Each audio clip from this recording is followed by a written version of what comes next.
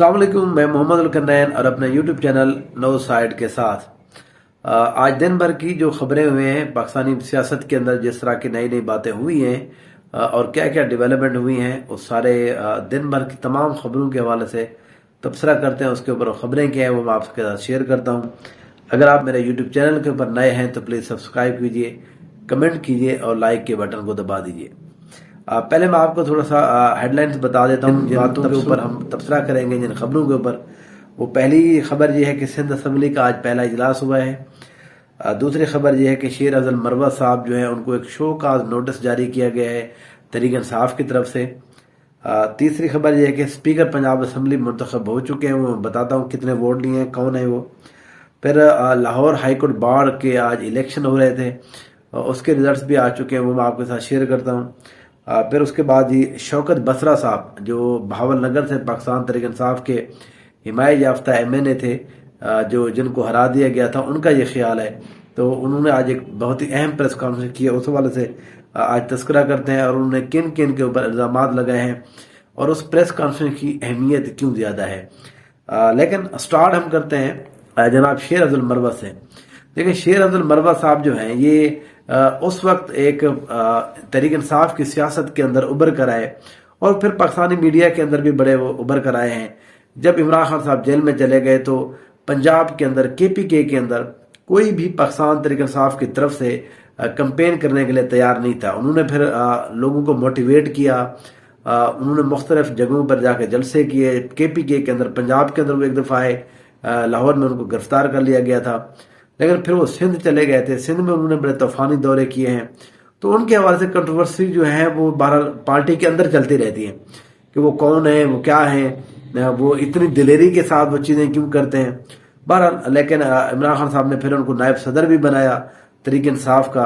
अब वो NA 41 से जो लकी मरवत वाली सीट है, वहाँ से मौलाना फजलुर रहमान साहब के जो एक बेटे असजद महमूद, उनको हरा कर वो कौमी असम्बली के मेंबर भी बन चुके हैं। परसों एक प्रोग्राम के अंदर, जियो के प्रोग्राम के अंदर, उन्होंने एक तनकीद की है। वो तनकीद ये की थी, उन्होंने कहा कि जिस तरह का हमें रिस्पांस देना चाहिए था, हमें जिस तरह का एहतजाज करना चाहिए था as a party Tehreek Insaf, वो हम उस तरह से एहतजाज नहीं कर पाए। तो इनडायरेक्टली उन्होंने एक्चुअली गौहर खान के ऊपर जो है तनकीद किया, जो यहाँ पर जो तहरीक इंसाफ के जो भी लोग हैं।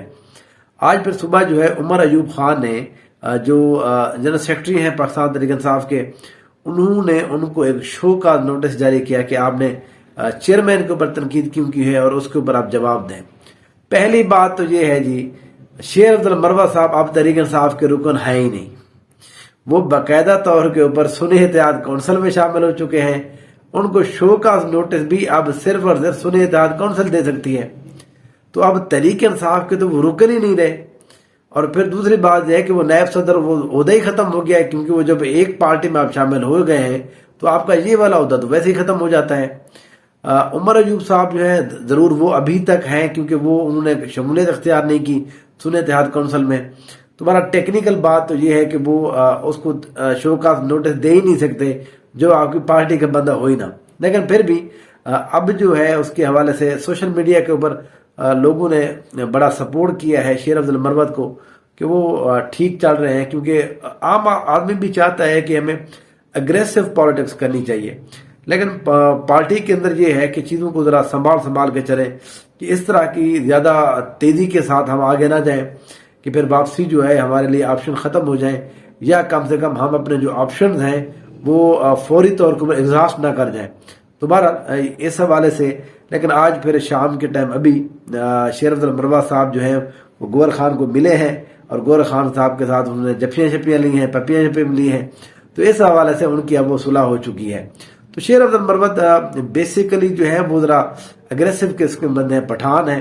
पठान जो है वो गौहर खान पठान है गोके, लेकिन वो एक सॉफ्ट स्पोकन बंदे हैं, लेकिन वो उनका अपना एक स्टाइल है, लकी मरवत वाले हैं।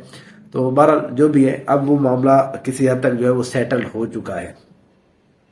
दूसरा सबसे अहम मामला पंजाब के अंदर जो है स्पीकर का आज इंतखाब था। स्पीकर के इंतखाब का रिजल्ट आ गया है। जनाब मुस्लिम लीग नून के जनाब मलिक अहमद खान, जो जिनका ताल्लुक जिला कसूर से है, वो इस दफ़ा पंजाब असम्बली के स्पीकर मुंतखब हो गए हैं।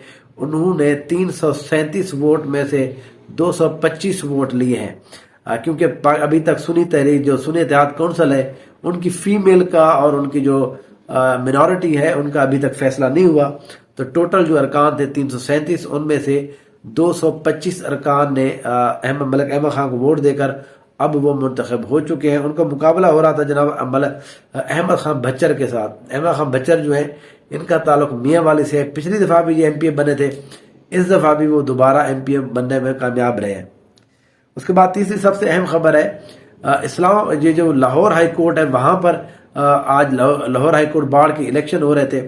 تو اس میں پاکستان تحریک انصاف کے جو حمایت یافتہ حامد خان گروپ ہے انہوں نے ایک جس کو لینڈ سلائڈ وکٹری لی ہے. وہاں پر تمام عہدوں کے پورا کا پورا پینل ان کا کامیاب ہوا ہے.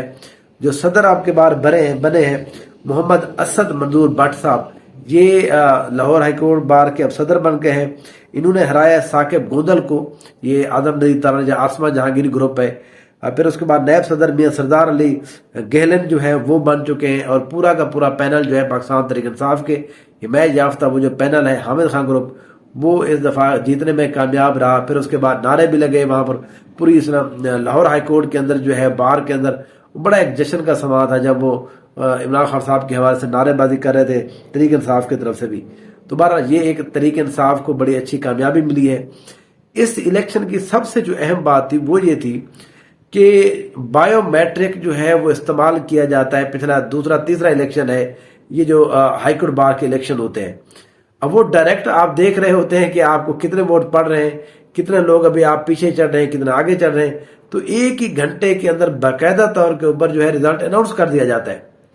اور یہی بات جو ہے چیخ کر تھک گئے ہیں سب لوگ، بھائی ہمارے جنرل الیکشن کے اندر بھی بایو میٹرک ہونی چاہیے، ای وی ایم کا استعمال ہونا چاہیے.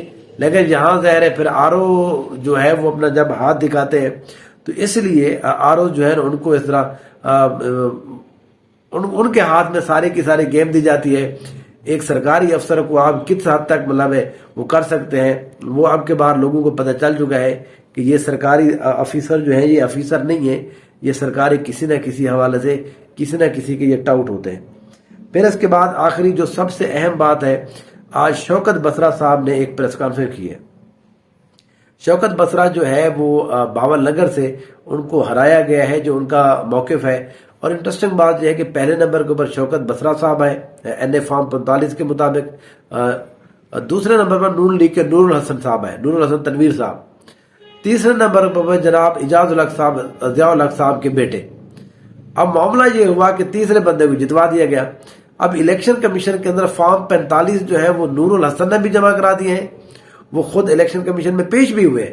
انہوں نے کہا کہ اعجاز الحق صاحب بالکل ہار گئے، وہ تو مجھ سے بھی ہار گئے تھے، جیتے تو یہ شوکت بسرا صاحب ہیں، لیکن الیکشن کمیشن نے کوئی بھی بات نہیں کی. تو آج وہ سپریم کورٹ گئے تھے، انہوں نے ایک پٹیشن دائر کی. تو وہاں پر جو قاضی فیض عیسیٰ صاحب ہیں چیف جسٹس، انہوں نے ان کی تھوڑا سا جس کو کہتے ہیں کہ قاضی صاحب جو ہے وہ پھر قاضی ہیں، قاضی صاحب نے جو ہے وہ شوکت بسرا صاحب کی کچھ بےزتی کر دی.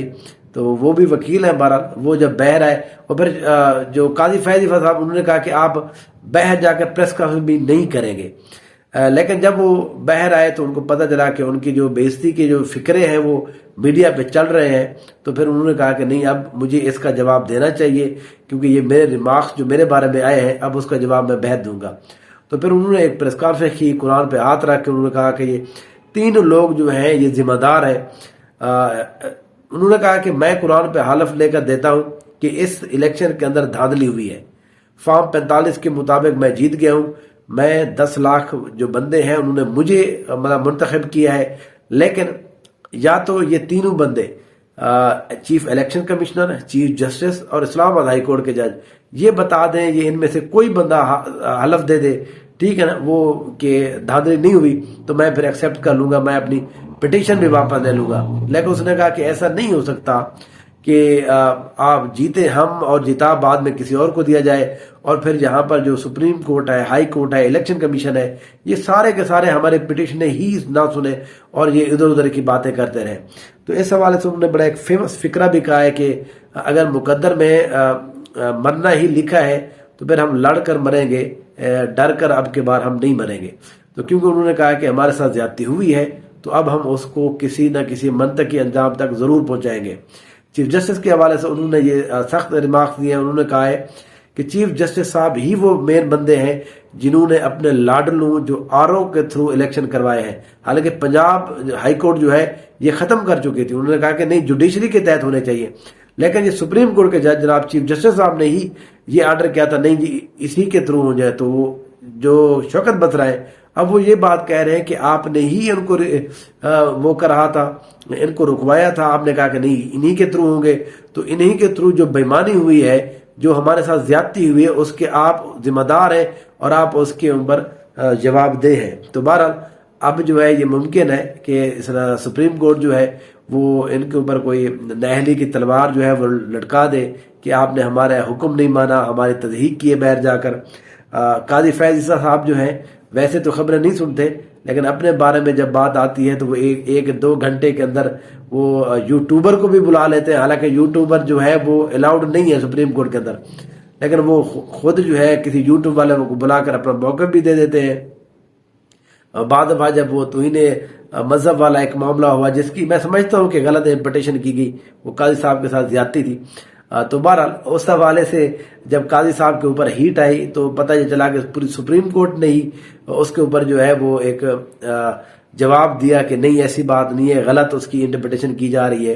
تو چیف جسٹس صاحب جو ہے وہ خبریں ضرور سنتے ہیں، بس کوشش کرتے ہیں کہ وہ PTV سنتے ہیں یا وہ خبریں سنتے ہیں جو ان کے اپنے جو ہے جب پر جلنے لگتے ہیں تو وہ پھر ان کا جواب دیتے ہیں۔ سپریم کورٹ کے اندر اب جو معاملہ ہے وہ کل ضرور یہ اٹھے گا، کیونکہ کل یا پرسوں، کیونکہ اب سپریم کورٹ کو بات آئی ہے، تو قاضی صاحب دیکھے گا یا وہ آپ کے بار قانون اور آئین کے ایسے رکھوالے بنیں گے کہ ذوالفقار علی بھٹو صاحب بھی شرما جائیں گے۔ بہرحال دیکھتے رہیے، انشاءاللہ پھر آپ سے بات ہوگی۔